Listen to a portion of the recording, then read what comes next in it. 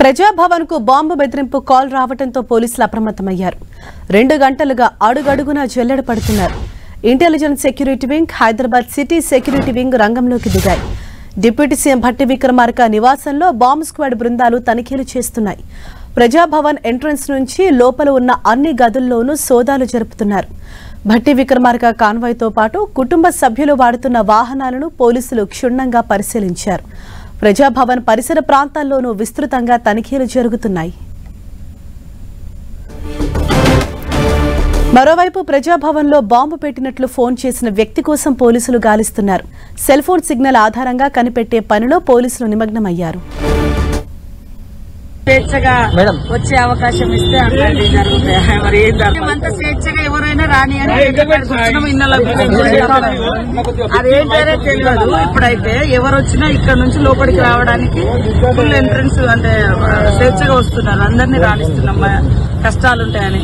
ఎవరన్నా రాకుండా ఇక్కడ ఒక్కరు నాపంగానే ఇక్కడ వచ్చి డిస్టర్బ్ అంటే లొల్లి పెడుతున్నారు. మొత్తం చెకింగ్ చేస్తున్నారు బయట అక్కడ పై భవన్ కావాలని. ఇదే విషయంపై మరింత సమాచారంతో మా ప్రతినిధి కరుణాకర్ మనకు అందుబాటులో ఉన్నారు. కరుణాకర్, ప్రస్తుతం ప్రజాభవన్ లోపల అలాగే పరిసర ప్రాంతాల్లో ఎటువంటి సిచ్యువేషన్ అక్కడ కనిపిస్తోంది? ఎవరైతే ఫోన్ చేశారో ఆ వ్యక్తిని కనిపెట్టే ప్రయత్నంలో ఉన్నారు పోలీసులు? హరీష, తెలంగాణ డిప్యూటీ సీఎం మల్లు భట్టి విక్రమార్క అధికారిక నివాసం ప్రజాభవన్లో బాంబు ఉందని చెప్పి ఫోన్ కాల్ రావడంతో కొంత కలకలం రేగుతున్న పరిస్థితిని మనం చూస్తున్నాం. Phone call command control room కు సంబంధించిన 100కి ఫోన్ కాల్ మధ్యాహ్నం దాదాపు 12 గంటల సమయంలో వచ్చినట్టు తెలుస్తోంది. వెంటనే పోలీసులు అలర్ట్ అయ్యారు. స్థానిక పోలీసులతో పాటు ప్రత్యేక సెక్యూరిటీ వింగ్ రంగంలోకి దిగింది.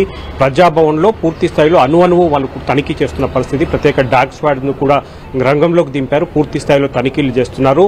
మన డిప్యూటీ సీఎం మల్లు భట్టి విక్రమార్క నివాసంతో పాటు ఆయన కార్యాలయం కావచ్చు, లేకపోతే అక్కడున్న పూర్తి స్థాయిలో డైనింగ్ హాల్తో పాటు ఆయన కాన్వాయ్లోని అన్ని వాహనాలను కూడా పూర్తి స్థాయిలో తనిఖీలు చేస్తున్నారు. మల్లు భట్టి విక్రమార్క కుటుంబ సభ్యులు వాడుతున్న వాహనాలన్నింటినీ కూడా పూర్తి స్థాయిలో తనిఖీలు చేశారు. గార్డెన్ కావచ్చు, ఆ ప్రజాభవన్ ఆవరణలో ఉన్న ఆలయం, అమ్మవారి ఆలయం కావచ్చు, ఇటువంటి పరిసర ప్రాంతాలన్నీ కూడా పూర్తి స్థాయిలో డాగ్ స్క్వాడ్, బాంబు స్క్వాడ్ పూర్తి స్థాయిలో తనిఖీలు నిర్వహిస్తున్నారు. అయితే ఈ కాల్ నిజంగానే బాంబు పెట్టిన వ్యక్తి కాల్ ఫేక్ కాలా లేకపోతే ఆకతాయి పని అనే దానిపై కూడా పోలీసులు దర్యాప్తు చేస్తున్న పరిస్థితి మనం చూస్తున్నాం. మంత్రి సీతక్క స్వయంగా ప్రజాభవన్కి వెళ్లి అక్కడ పోలీసులు తనిఖీలు నిర్వహిస్తున్న దానిపై పర్యవేక్షిస్తున్న పరిస్థితిని కూడా మనం చేస్తున్నాం. పంజగుట్ట ఏసీపీ ప్రత్యేకంగా ఆయన ఆధ్వర్యంలో ఈ తనిఖీలు ఇంకా కొనసాగుతున్న పరిస్థితి. అణువణువు చెక్ చేసిన తర్వాత ఇప్పటికైతే బాంబు లాంటి ఏ ఆనవాళ్లు లేవని చెప్పి ఇప్పటికైతే ప్రాథమికంగా నిర్ధారించిన పరిస్థితిని మనం చూస్తున్నాం. అయినప్పటికీ పూర్తి స్థాయిలో చెక్ చేయాలని చెప్పి ఇప్పటికీ అధికారులు ఆదేశించిన నేపథ్యంలో పోలీసులు అణువణువును ప్రజాభవన్లో చెక్ చేస్తున్న పరిస్థితి మనం చూస్తున్నాం. దాదాపు 5 గంటల నుంచి ఈ తనిఖీలు కొనసాగుతున్న పరిస్థితి మనం చూస్తున్నాం. అయితే మధ్యాహ్నం 12 గంటల ప్రాంతంలో కమాండ్ కంట్రోల్ రూమ్ 100కు ఫోన్ కాల్ వచ్చినట్టు తెలుస్తోంది. ప్రజాభవన్లో బాంబు పెట్టాం, ఏ క్షణమైన అది పేలిపోతుందని చెప్పి ఆకతాయి ఫోన్ కాల్లో చెప్పినట్టు తెలుస్తుంది. వెంటనే రెస్పాండ్ అయిన పోలీస్ వర్గాలు కావచ్చు, ప్రత్యేక సిటీ వింగ్ విభాగం కావచ్చు, సెక్యూరిటీ విభాగం కావచ్చు, ఇవన్నీ కూడా రంగంలోకి దిగి పూర్తి స్థాయిలో ప్రజాభవన్ అణువణువు చెక్ చేస్తున్నారు. ఇప్పటికైతే బాంబు ఏమీ లేదు, కేవలం ఇది ఆకతాయి పనిగానే తేల్చిన పరిస్థితి మనం చూస్తున్నాం. అయితే ఫోన్ చేసింది ఎవరు, కావాలని చేశారా ఆకతాయి పని అన్న దానిపై పోలీసులు దర్యాప్తు పూర్తి స్థాయిలో చేస్తున్నారు. ఫోన్ వచ్చిన సమయం, ఫోన్ వచ్చిన సిగ్నల్ యొక్క ప్రాంతాన్ని ట్రేస్ చేసే పనిలో పడ్డారు. ఈ రోజు రాత్రి వరకు ఎక్కడి నుంచి ఫోన్ వచ్చింది, ఎవరు ఫోన్ చేశారు, ఏ ఫోన్ నుంచి ఫోన్ వచ్చిందన్న దానిపై పూర్తి స్థాయిలో విచారణ కొనసాగిస్తామని చెప్పి పోలీసులు చెప్తున్న పరిస్థితిని మనం చూస్తున్నాం. హరీష్.